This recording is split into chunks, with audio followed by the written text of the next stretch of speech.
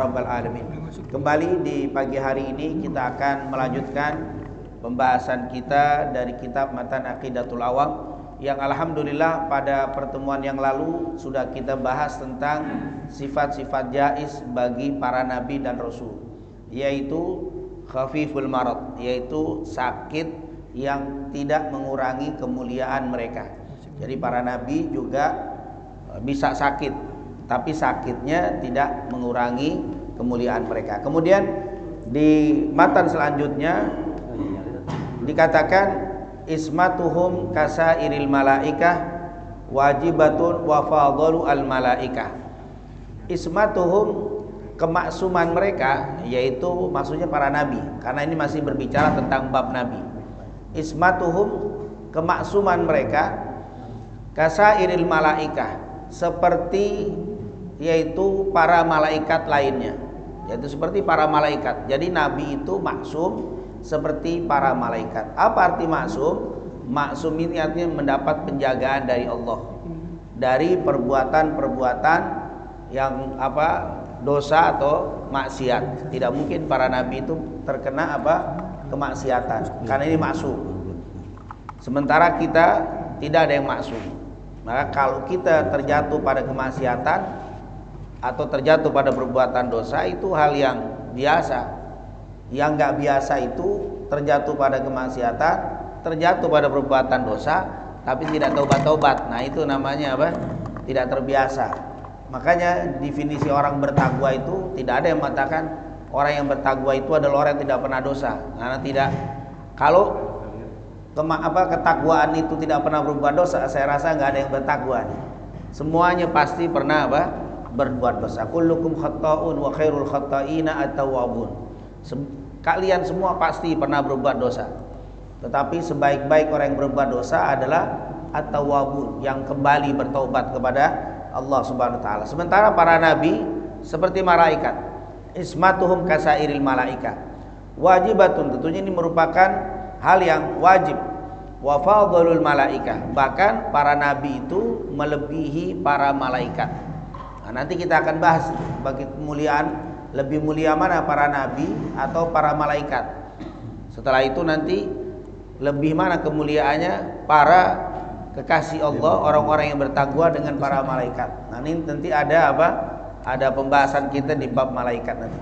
Nah, yang sekarang kita bahas adalah ismah, kemaksuman, yaitu kemaksuman para nabi. Maksum tentunya sudah kita ketahui bersama bahwa maksum ini adalah penjagaan Allah Subhanahu wa taala untuk para kekasihnya, yaitu para nabi dan rasul, dari sifat salah atau kemaksiatan. Tapi kalau lupa tidak. Karena para nabi juga lupa. Nanti kita akan bahas tuh, Nabi Adam pernah lupa masalah umur. Nah, begitu juga Nabi Muhammad pernah lupa di dalam sholat. Rasulullah pernah lupa waktu sholat dhahirah, sholat duhur atau sholat asar. Pernah. Hanya 2 rakaat Rasulullah sholatnya, lalu disempurnakan lagi tentunya. Kemudian dia mungkin dilupakan oleh Allah tentang Lailatul Qadar. Rasulullah awalnya dikasih tahu, tetapi setelah itu lupa. Maka Nabi bilang carilah di 10 terakhir. Yaitu ini ada hal-hal yang lupa, tetapi lupanya masih wajar. Kalau kita kadang-kadang kebanyakan lupanya, itu yang tidak wajar itu. Artinya memang kalau para nabi terjaga dari banyak lupa, nggak ada. Tapi nabi ada sifat lupa. Nah inilah yang kata-kata maksum itu terjaga dari perbuatan dosa, terjaga dari perbuatan salah, terjaga dari lupa yang lama atau lupa yang banyak. Nah, apakah kemaksuman ini dalam semua keseharian Rasul sallallahu alaihi wasallam? Nah, ternyata tidak. Nanti kita lihat penjelasan para ulama. Yang pertama, maksum dalam menyampaikan risalah. Jadi para nabi itu maksum dalam menyampaikan risalah. Tidak ada nabi yang lupa di dalam menyampaikan wahyu. Dari zaman Nabi Adam sampai Nabi Muhammad sallallahu alaihi wasallam. Tentunya untuk Rasul sallallahu alaihi wasallam lebih lagi. Nabi tidak mungkin salah di dalam menyampaikan wahyu. Ini namanya maksum. Jadi kemaksuman nabi yang lebih ditekankan itu bukan di dalam bab lain, tapi yang lebih adalah bab menyampaikan risalah. Jadi jangan ada yang bilang oh Nabi jangan lupa, mestinya ada wahyu yang disampaikan tapi dia apa? Tidak menyampaikan, atau mungkin ada ayat yang belum sempat disampaikan. Tidak mungkin. Rasulullah maksum dalam bab ini. Para nabi maksum. Dikatakan di dalam Al-Qur'anul Karim, Allah Subhanahu wa taala telah berfirman, "Ya ayyuhar rasul, balligh ma unzila ilaika mir rabbik." Wahai Rasul. Memang Nabi Muhammad itu kalau di dalam Al-Quran dipanggilnya oleh Allah itu tidak ada kata-kata ya Muhammad, selalu memanggilnya dengan gelar ya ayyuhar rasul, maksudnya adalah wahai Rasulullah sallallahu alaihi wasallam. Kalau nabi-nabi yang lain dipanggil dengan namanya, ya Adam uskun anta wa zaujukal jannah wa kula minha ragadan haitsu syi'tuma wa la taqrabu hadhihi sajara fatakuna minadh dhalimin. Itu ya Adam, itu kalimatnya kalimat apa, memanggil nama. Tetapi kalau untuk Rasulullah tidak ada ya Muhammad, tidak ada. Ya ayyuhar rasul. Nanti ada ya ayyuhan nabiyyu lima tuharrimu ma ahallallahu lak tabtaghi mardhata azwajik. Artinya selalu memanggil dengan gelar-gelar, dan ini menunjukkan bagaimana Allah Subhanahu wa taala begitu memuliakan Rasul sampai namanya pun tidak ada yang dipanggil ya Muhammad. Lihat ya ayyuhar rasul, wahai Rasulullah, yaitu Rasulullah SAW. Balik ma unzila ilaika mir rabbik, sampaikan apa yang diturunkan Allah kepadamu. Artinya risalah, wahyu, sampaikan. Wa in lam taf'al fama ballaghta risalata. Kalau tidak disampaikan dan kalau tidak menyampaikan risalah, wallahu ya'simuka minan nas, dan Allah lihat ya'simuka minan nas, menjagamu dari manusia. Innallaha la yahdil qaumal kafirin. Nah, ini ayat jelas menunjukkan bahwa Rasul sallallahu alaihi wasallam maksum di dalam penjagaan, dalam kesalahan, di dalam menyampaikan wahyu. Sepakat seluruh ulama. Jadi ahli sunnah meyakini tidak ada satu pun wahyu, baik di dalam Al-Quran atau di dalam hadis, yang tidak disampaikan oleh Rasulullah. Semua yang Allah turunkan disampaikan semua sama Nabi Muhammad sallallahu alaihi wasallam. Baik di dalam Al-Quran, ya, itu adalah wahyu, atau di luar Al-Quran, yaitu hadis, itu juga wahyu. Semua. Jangan ada yang berpikiran jangan-jangan mungkin ada satu bab permasalahan yang Allah turunkan, Allah sampaikan kepada Nabi untuk disampaikan kepada kita, tapi Nabi nggak nyampein, atau kelupaan, atau ketinggalan, atau kurang, atau mungkin sudah meninggal duluan tapi nggak sempat. Itu nggak ada. Semua wahyu sudah disampaikan. Maksum. Rasul maksum dalam bab ini. Allah berfirman, wa ma yantiqu anil hawa in huwa illa wahyun yuha. Nah, semua dan tiadalah yang diucapkan itu menurut kemauan hawa nafsunya, tetapi ucapan itu semuanya adalah wahyu yang diwahyukan kepadanya. Nah, inilah kemaksuman. Para ulama telah sepakat mengatakan berdasarkan ayat-ayat Al-Quran yang menunjukkan bahwa para nabi dan rasul itu bersifat maksum. Artinya apa?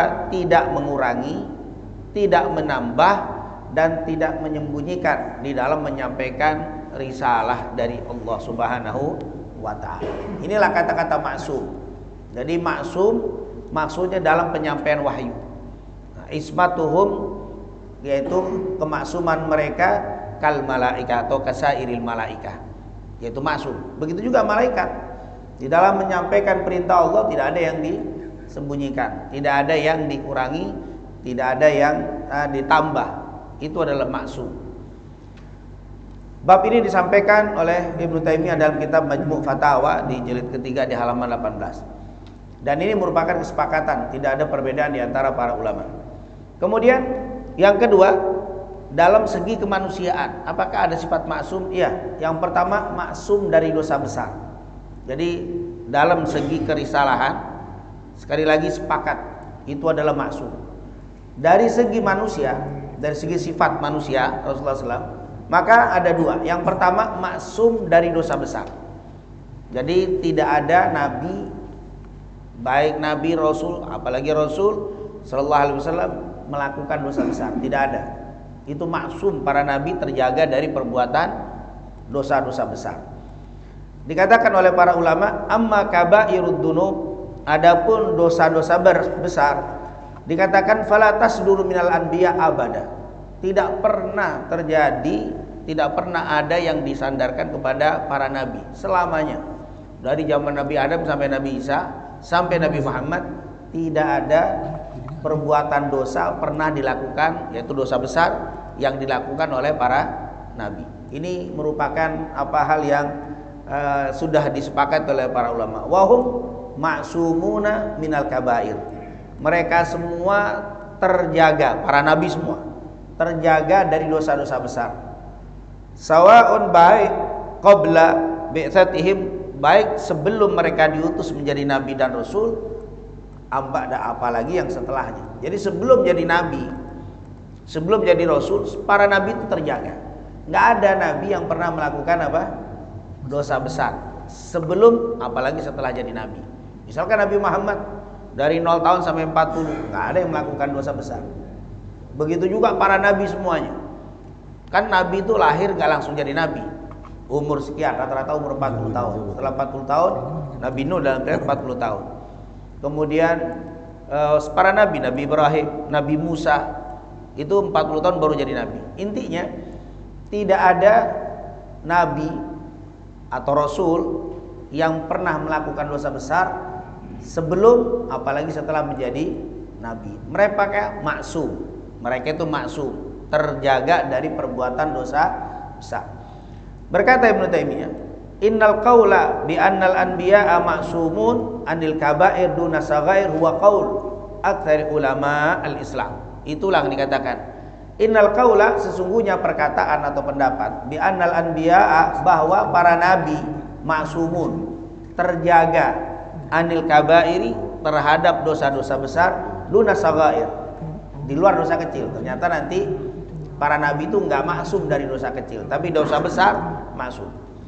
Huwa qaul, itu adalah pendapat terbanyak dari para ulama, dari hampir seluruh ulama. Kalau kata kita jumhur atau hampir ittifaq, ya ada 1-2 yang nyeleneh, tapi asyad la yuqas katanya. Pendapat yang nyeleneh nggak usah dipikirkan, itu keluar dari dari kaidah. Yang jadi patokan terbanyak ulama mengatakan para nabi dan para rasul maksumun anil kabair, terjaga dari perbuatan dosa-dosa besar.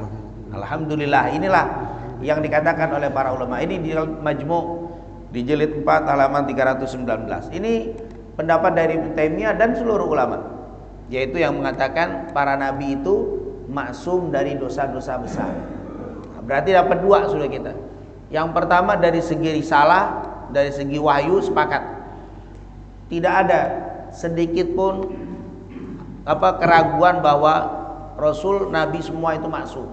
Maksum dari kurang dalam menyampaikan wahyu, maksum dari kelebihan, maksum dari menyembunyikan, tidak mungkin. Mereka itu terjaga rapi untuk menyampaikan wahyu. Itu maksum. Pertama. Dari segi kemanusiaan, mereka apakah bisa melakukan dosa besar? Tidak. Mereka maksum dari dosa besar, baik sebelum jadi nabi atau setelah jadi nabi. Nah, nanti kita akan singgung sedikit kalimat wa wajadaka dhalan fahada. Dan kami dapati engkau wahai Nabi Muhammad dhalan, sesat, fahada, lalu kami berikan hidayah. Kalau orang tidak paham, berarti sesat sebelum jadi nabi ini. Nabi Muhammad sesat. Ini bagaimana penjelasan para ulama? Karena kita pernah dengar dan heboh dulu. Nah, di media massa bahwa ada yang ustaz menafsirkan wa wajadaka dhalan fahada, nabi dulu sesat lalu dapat hidayah jadi nabi. Oh, enggak ada kalimat sesat untuk para nabi. Jangan Nabi Muhammad, semua nabi. Ustaz, jangan-jangan Nabi Ibrahim dulu katanya penyembah nyari Tuhan. Nah, itu hanya metode Nabi Ibrahim saja alaihi salam. Enggak ada nabi yang nyari Tuhan itu. Itu Nabi bilang nyari mata, lihat bulan sama kaumnya, wah ini adalah Tuhan kita, terang, bagus. Ketika terbenam, wah kita nggak mau punya Tuhan terbenam, hilang. Wah ternyata keluar matahari, wah ini Tuhan kita lebih besar, lebih terang. Ternyata tenggelam di waktu maghrib, wah kita nggak mau punya Tuhan, nggak ada. Akhirnya kesimpulannya Tuhan kita adalah yang menciptakan semua ini. Sebenarnya itu bukan Nabi Ibrahim nggak tahu Tuhan, bukan Nabi Ibrahim nggak tahu Allah, nyari-nyari Nah, itu metode di dalam metode untuk berdakwah. Jadi jangan difahami Nabi Ibrahim dulunya kafir, nggak kenal terus jadi enggak. para nabi itu terjaga dari kesyirikan, dari penyembahan selain Allah. Jangankan itu, mabuk tidak pernah, mencuri tidak ada. Dosa itu, perbuatan dosa besar tidak mungkin terjadi pada para nabi. Kenapa? Maksumun, karena mereka itu maksum. Kemudian dari dosa kecil, kalau dosa besar sudah maksum. Kalau dosa kecil bagaimana? Ternyata kata para ulama tidak maksum dari dosa kecil. Nah, ini ternyata para nabi begitu, tidak maksum dari dosa kecil. Dalilnya dari mana? Dikatakan di sini para nabi tidak maksum dari perbuatan dosa kecil. Boleh jadi di antara mereka melakukan dosa kecil yang langsung, tapi perbuatan dosa kecil itu langsung ditegur oleh Allah dan mereka langsung bertaubat. Kalau kita kan lain, dosa kecil berlanjut dulu, tidak langsung. Dan kalau kita berdosa kecil nggak ada yang negor, kecuali masuk ke majelis taklim atau ketemu dengan orang yang mengerti dikasih tahu. Tapi kalau nabi melakukan dosa kecil langsung ditegur dan langsung dia bertaubat, langsung dia tinggalkan. Tidak harus melakukan dosa kecil, tapi bisa terjadi. Bukan berarti setiap nabi harus melakukan atau pernah, tidak, bisa terjadi melakukan perbuatan dosa kecil. Berarti para nabi tidak maksum dari dosa-dosa kecil. Contohnya kisah Nabi Adam alaihissalam. Ketika Nabi Adam diperintahkan untuk tinggal di sorga, Allah bilang, ya Adam uskun anta wa zaujukal jannah. Adam dan istri yaitu Hawa, tinggallah kamu di dalam sorga. Wakula, dan makan oleh kalian berdua apa yang ada di sorga, silahkan makan semuanya. Tapi ingat, wala taqraba, kalian berdua jangan dekat-dekat hadhihi syajarah, pohon ini. Nah, yang dikenal akhir jadi pohon apa? Khuldi. Nah, aslinya tidak disebutkan kata-kata khuldi. Ada riwayat yang mengatakan khuldi itu setan yang nyebutnya. Kata setan, mau tinggal di sini lama gak katanya? Mau tinggal lama gak di sorga? Mau. Itu makan buah. Buah itu buah khuld, buah kekekalan. Khuld itu kekal. Kalau kamu makan itu kamu kekal. Tapi kalau kamu nggak makan itu kau akan keluar. Jadi setan itu pintar apa?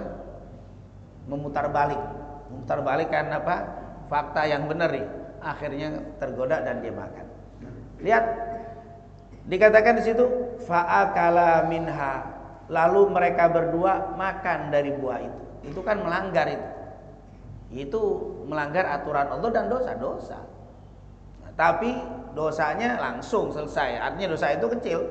Kok bilang kecil? Saya melanggar aturan Allah.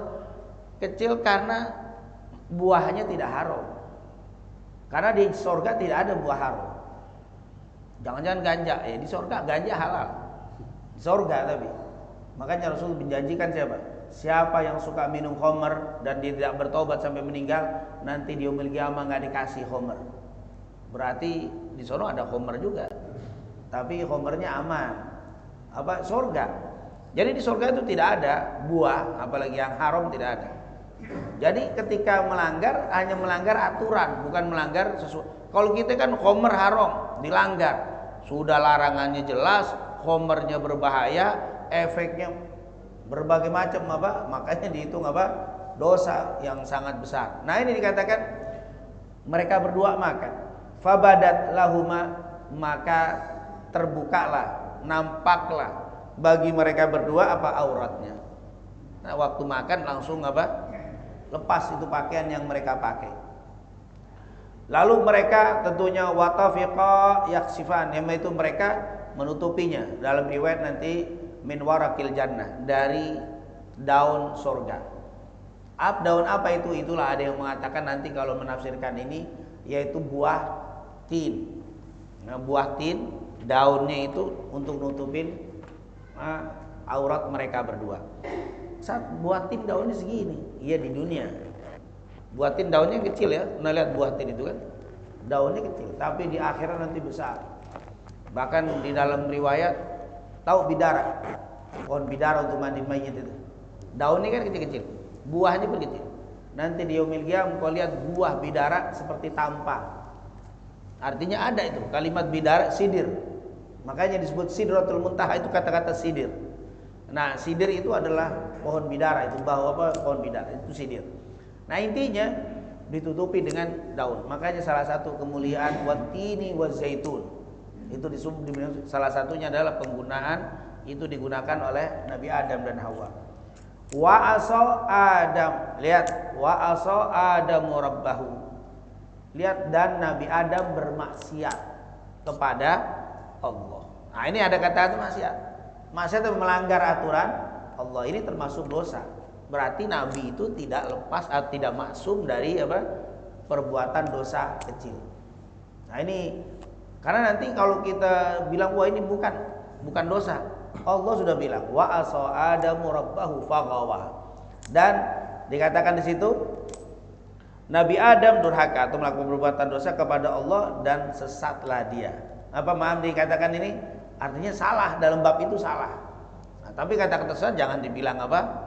Dosa besar dan dosa kecil. Salah dalam bab itu. Mesti jangan dimakan, ternyata dia makan. Ini namanya para nabi tidak terlepas dari dosa-dosa kecil. Ini tentunya surat Thaha dan banyak ya ayat yang bercerita seperti ini. Kisah Nabi Musa.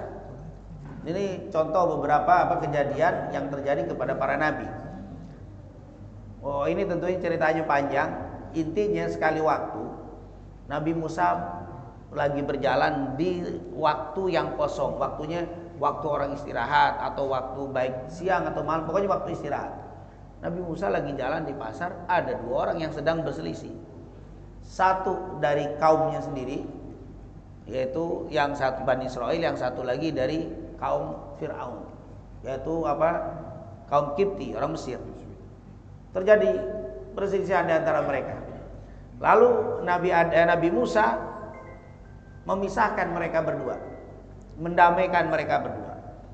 Ternyata tidak terjadi perdamaian itu, sampai-sampai orang Mesir karena merasa gebilahnya sukunya itu adalah Fir'aun, Raja Ramses yang dipikir penguasa, jadi dan dianggap Bani Israel ini kasta nomor 2, jadi diremehkan, jadi didamaikan, tidak mau ngeyel. Entah bagaimana ngeyel-ngeyel sama Nabi Adam sama Nabi Musa dia apa? Nah, ini kelamaan, ini disuruh damai nggak mau. Udah, itu bukan langsung dipukul, tapi susah didamaikan, wah susah sekali. Karena dia merasa dia ini punya lebih daripada Bani Israel. Akhirnya dipukul sama Nabi Musa. Sekali pukul lewat. Nabi, bahkan kalau kita baca sejarah fisik para nabi, di antara selain Nabi Muhammad, yang paling bagus badannya itu Nabi Musa. Paling semua nabi bagus badannya, tapi dia ini yang paling keker ini. Jadi nonjoknya pakai kuda-kuda itu. Kalau pakai kuda-kuda bukannya mati lagi itu orang, mati 2 kali dia. Ini mukul, ya namanya orang pegel, kamu didamaikan, kamu cetak mati langsung pukulan nabi.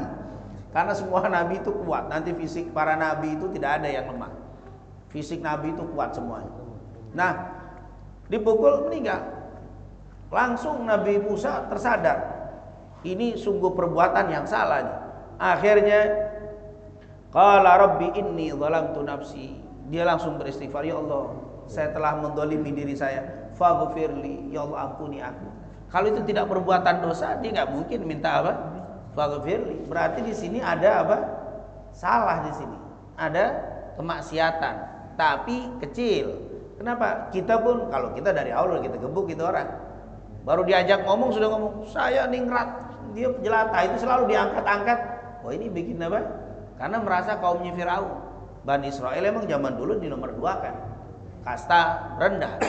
Maka dia selalu mengangkat begitu, sudah sulit untuk didamaikan, pukul. Ya itu termasuk kecil. Nah kalau kita mau benar mesti digituin ini. Kita kalau bahasa kita dibenarkan Nabi Musa. Ini kalau enggak ngeyel susah ini. Didamaikan kan memang dalam Al-Qur'an begitu. Nah, kalau kita melihat wa in ta'ifatan kalau terjadi surat Al-Hujurat. Kalau terjadi 2 yang berselisih, maka damaikan. Kalau dia nggak mau damai, maka bergabunglah kamu dengan orang yang mau berdamai untuk menyelesaikan. Nah, ini merupakan perintah Al-Quran. Tapi Nabi Musa nggak sabar, dia pukul dan akhirnya lewat. Pas udah itu Nabi Musa langsung beristighfar. Walaupun nanti di sekalian waktu ketemu lagi sama orang yang itu juga, yang ditolongin, bukan ditolong, yang didamaikan, berantem lagi. Kata Nabi Musa, ini penjahatnya berarti nih. Begini lagi dia. Akhirnya waktu dia lewat lagi berantem, Musa, nggak mau bantuin saya seperti yang dulu, disebutin begitu di tengah pasar. Akhirnya orang tahu kalau Nabi Musa yang apa? Yang bunuh. Yang pembunuhnya lagi dicari sama Fir'aun. Akhirnya Nabi Musa lari. Memang Bani Israel, Masya Allah, Bani Israel itu luar biasa. Nabi Musa itu diutus kepada Bani Israel yang Masya Allah perlu kesabaran super itu. Nah inilah menunjukkan bahwa Nabi Musa juga pernah salah. Berarti dia masuk dari perbuatan dosa-dosa kecil seperti ini. Ini surat Al-Qasas. Kemudian kisah Nabi Daud. Ini kalau kita ambil satu-satu, ada cerita-cerita seperti ini menunjukkan bahwa Nabi itu bisa terjatuh pada perbuatan salah, tapi dosanya kecil. Ini waktu menetapkan hukum masalah domba, dibawa di pengadilan dan beliau yang memutuskan. Akhirnya beliau juga meminta taubat kepada Allah. Ini katakan sini, fastaghfara rabbahu wa gharra raki'an wa anaba. Ini menunjukkan bahwa Nabi Daud beristighfar, Nabi Daud langsung sujud, minta maaf, minta taubat kepada Allah ketika salah di dalam menentukan atau menetapkan permasalahan yang terjadi pada kaumnya. Intinya kalau kita cari ada kesalahan-kesalahan Nabi, tetapi ini kesalahan namanya shaghair, dosa-dosa kecil, dan langsung Nabi Adam salah langsung selesai, bajunya dicopot, dan Rabbana dhalamna anfusana wa illam taghfir lana wa tarhamna lanakunanna minal. Itu kesalahan siapa? Nabi Adam, dan itu istighfarnya. Ini juga semua langsung kena saat itu. Nabi Yunus ketika keluar dari kampungnya sebelum diperintahkan, dia kan berdakwah. Kaumnya nggak mau beriman, sampai kaumnya menantang untuk diturunkan azab. Akhirnya Nabi Yunus bilang, Allah dapat wahyu dari Allah, tunggu 3 hari.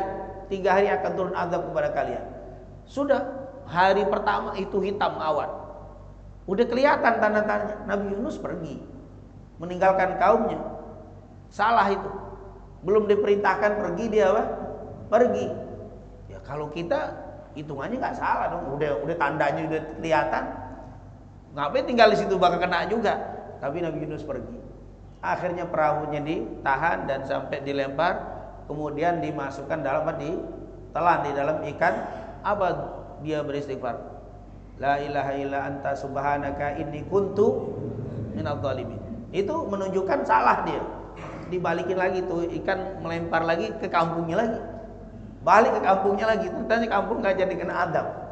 Kenapa? Karena waktu mulai berubah awan, mereka semuanya langsung bertobat. Itu kaumnya semuanya bertobat, nangis minta ampun kepada Allah. Sudah merah, hitam, merah, tinggal 1 hari lagi turun azab, nggak jadi. Karena istighfarnya mereka. Nabi Yunus mereka cari nggak ada, mereka nyari, ternyata Nabi Yunus dibalikin lagi. Makanya dibilang Rabbana subhanaka inni kuntu minadh dhalimin. Itu sungguh aku termasuk orang-orang yang zalim, karena pergi sebelum perintah. Itu perbuatan salah untuk para nabi, dan itu ditegur langsung dibalikin. Jadi salah iya, tetapi langsung diingatkan dan langsung mereka bertaubat kepada Allah. Jadi jangan khawatir ngikutin Nabi, jangan-jangan ini salah, enggak.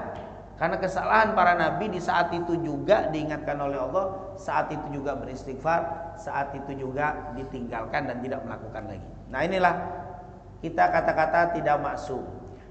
Kisah Rasul, mungkin Rasulullah pernah juga kalau kita baca surat Tahrim. Ya ayuhan nabiyyu lima tuharrimu ma ahalallahu lak. Nah, ceritanya kan panjang. Waktu Nabi mengharamkan makanan, ada yang bilang mengharamkan Maria Kiptiyah. Intinya ada cerita 2. Waktu itu Nabi Muhammad berkunjung ke rumah Habsah, ada yang bilang. Ada yang mengatakan ke rumah Ummu Salamah. Intinya kalau salah satu istrinya Rasul. Ternyata nggak ketemu, nggak ada orangnya. Dia datang ke rumah istrinya ini, siapa? Maria Kiptiyah. Waktu datang Maria Kiptiyah, akhirnya Rasulullah berhubungan, suami istri berhubungan dengan Maria Kiptiyah. Diketahui sama istrinya itu, marah istrinya. Ini kan giliran saya. Kenapa Maria ada? Istilahnya apa? Ini kan giliran saya. Kenapa di rumah saya? Wah, ramai. Akhirnya dia bilang, sudah, kata Rasul, jangan ngomong sama istri yang lain. Nanti ngomong sama istri yang lain jadi ramai nih. Ini urusannya.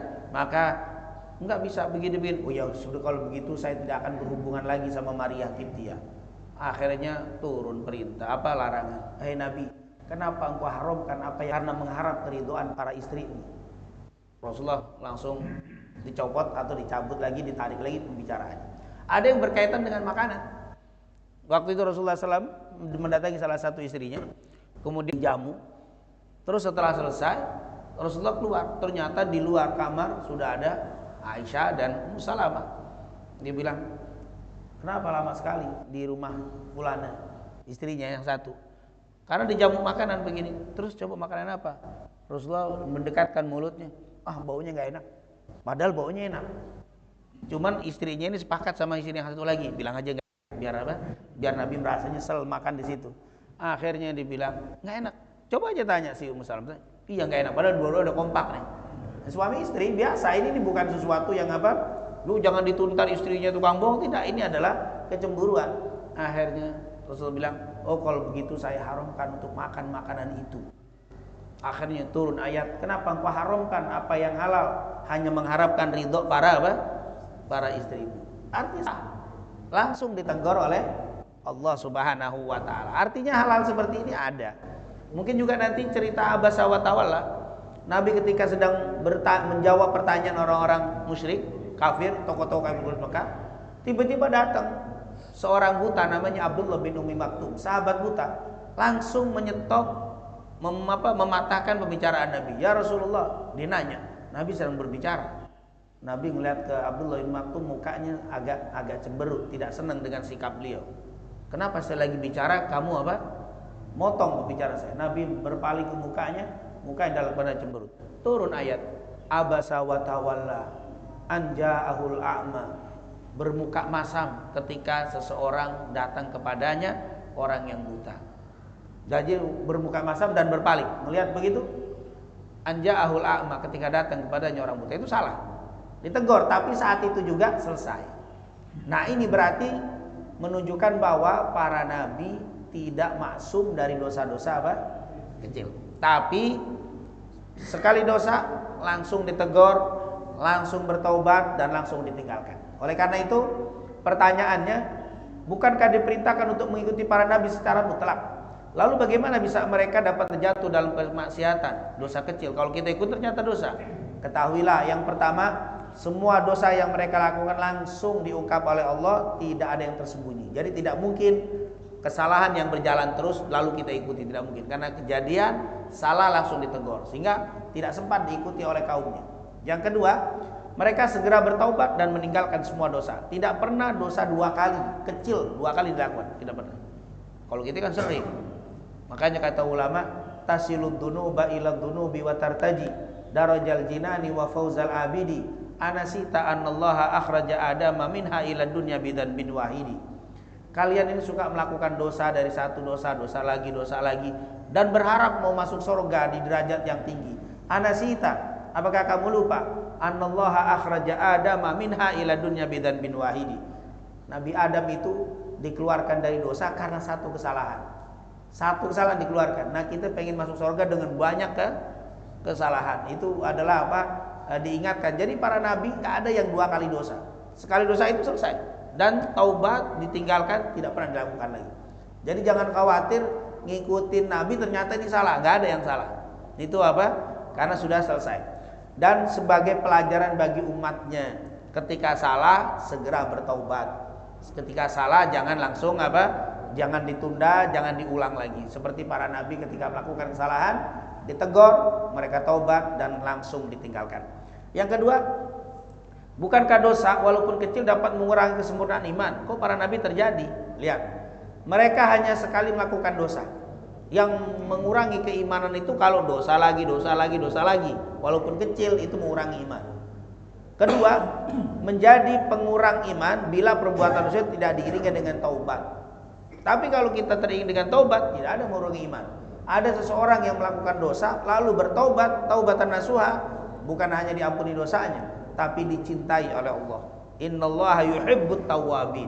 Nah, bukan Allah mengampuni dosa, tapi Allah mencintai orang-orang yang bertobat. Jadi tidak ada cerita maksiat ngurangi iman. Maksiat ngurangi iman bila tidak bertobat. Maksiat mengulangi iman kalau berulang-ulang. Tapi ketika terjatuh pada maksiat, dia bertobat, dia tinggalkan, meninggikan iman. Subhanallah. Jadi tidak mengurangi kemuliaan para nabi dan rasul. Yang terakhir, terkadang salah dalam perkara dunia. Ini tidak masuk. Dalam urusan dunia salah, itu tidak masuk bagi para nabi. Jadi jangan dikira Rasul maksum dari risalah, menyampaikan wahyu. Maksum dari dosa kecil, maksum dari kesalahan dari dunia. Enggak. Ada pembagiannya. Dari bab risalah wahyu maksum. Dari dosa besar maksum. Dari dosa kecil tidak maksum, tapi langsung diberitahu dan langsung bertobat dan ditinggalkan. Dari bab kesalahan dunia ada. Kesalahan dunia ada. Nah, ini nanti kalau kita cerita terlalu panjang, kita singkat saja dari cerita yang diceritakan oleh Musa bin Talha. Ketika beliau dia mendengar dari ayahnya. Ceritanya Rasulullah waktu itu bersama ayahnya, yaitu Talha, berjalan di kota Madinah. Sampai di satu kebun kurma. Kebetulan di kebun kurma itu ada orang lagi talqi ini bunga-bunga kurma, pohon kurma itu bunganya harus digabungkan. Apa kalau bahasa gitu tuh? Dikawinkan ya, dikawinkan, bukan dinikahkan ya. Dikawinkan supaya jadinya bagus kembangnya itu. Nah, dikawinkan itu. Talqih. Kemudian Rasulullah melihat seperti itu, apa yang dilakukan mereka kata Rasul? Mereka mengawinkan ya Rasul supaya jadinya bagus. Faqala Rasulullah sallallahu alaihi wasallam, "Ma adzunnu yughni dzalika syai'a." Saya pikir kalau memang belum waktunya jadi nggak jadi, kata Rasul begitu. Mayunya nggak pasti jadi kalau begitu. Memang kalau takdir belum jadi. Kalau gak jadi ditakdir gagal. Kalau jadikan panen bagus takdir dari Allah. Nabi pergi. Cerita itu fa'akhbiru bidzalik. Dikasih tahu sama Talha. Apa kata Rasul? Kata tukang kebun semua yang lagi ngawinin itu. Kata Nabi tergantung takdir. Kalau memang takdirnya bagus, ya jadi bagus panen. Kalau enggak. Ditinggalin sama mereka. Tinggalin kalau begitu tinggalin. Akhirnya dia tidak mengawinkan itu. Pas hasil panennya enggak bagus. Itu kalau enggak dipanen, itu korma jadi kecil-kecil. Yang tadinya bagus jadi kurang bagus. Akhirnya mereka datang ke Nabi. Nah, aku cuma mengira-ngira kali bisa begitu. Fala yu'akhidun, jangan kau ikutin aku kalau memang itu kalau memang bedangmu itu terusin. Itu kan saya bilang ini bukan wahyu enggak, ini bukan. Fa inni innama dhanantu dhanna. Aku kalau bahasa kita aku ini cuma mengira-ira aja. Kali kalau belum takdirnya nggak jadi aja. Ketika aku ngomong begitu jangan kau ikuti, itu bukan wahyu. Itu adalah perkiraan antum. Nanti ada kalian antum a'lamu bi umuri dunyakum. Kalian lebih tahu dalam urusan dunia kalian. Saya nggak ngerti bab itu. Jadi antum kalian lebih tahu dalam urusan dunia kalian. Kalian jalankan, jangan nyari wahyu. Itu urusan urusan kalian. Nah, di dalam petani-petani ini nyangkok, nggak usah nyari wahyu. Wah, dalilnya ada nggak sate nyangkok? Nanti enggak, nyangkok aja, itu urusan kamu. Kayak begitu nggak usah nanya dalil ada, itu urusan kamu dan kamu lebih tahu dalam urusan kalian. Maka jangan diikuti. Nah, ini ternyata hadis riwayat Imam Muslim, Rasulullah SAW berarti pernah salah dalam urusan dunia. Ternyata nggak dikawinin itu pohon, itu bunga nggak jadi bagus. Nah, ini tentunya hal seperti itu wajar. Itu tidak masuk bab-bab urusan agama. Nah, ini tentunya satu penjelasan tentang kata-kata maksum. Dan tentunya kalimat yang terakhir sebagai penutup ini singkat saja supaya tidak salah paham. Wajadaka dhalan fahada, kami dapati engkau wahai Nabi Muhammad dalam keadaan sesat, dhal. Kalimat sesat di sini para ulama tafsir mengatakan yang pertama tersesat jalan saat kanak-kanak. Nabi pernah hilang. Di waktu kecil Nabi pernah hilang. Itu dikatakan di Mekah lagi main-main berapa hari nggak pulang. Ternyata ketemu. Nah, itu dhalan. Itu ceritanya. Yang kedua, tersesat dari Halimah, yaitu waktu dia di perkampungan Halimatus Sa'diyah. Ya, waktu itu pembelahan dada, anak saudara susuanya pulang ngasih tahu Nabi Muhammad sedang diculik katanya. Ternyata dicari-cari bukan lagi diculik, ternyata memang lagi didatengin malaikat dan dibelah dadanya. Itu wajadaka dhalan. Tersesat saat di perjalanan menuju Syam bersama Abu Thalib. Dengan dalil-dalil ini, terus yang keempat, tidak mengerti secara detail tentang Al-Qur'an dan hukum syariat. Rasulullah sudah bertauhid, Rasulullah sudah tidak melakukan maksiat, Rasulullah menjaga dari dosa besar, tidak pernah melakukan itu. Tapi dia tidak tahu secara detail bagaimana sih tentang tauhid, tentang Al-Qur'an. Lalu Allah turunkan wahyu, akhirnya dia tahu. Jadi bukan sesat dalam artian apa? Melakukan kemaksiatan ya. Jangan wajadaka dhalan fahada, udah lu Nabi sebelum jadi Nabi nyembah berhala, mabok, enggak ada, itu tidak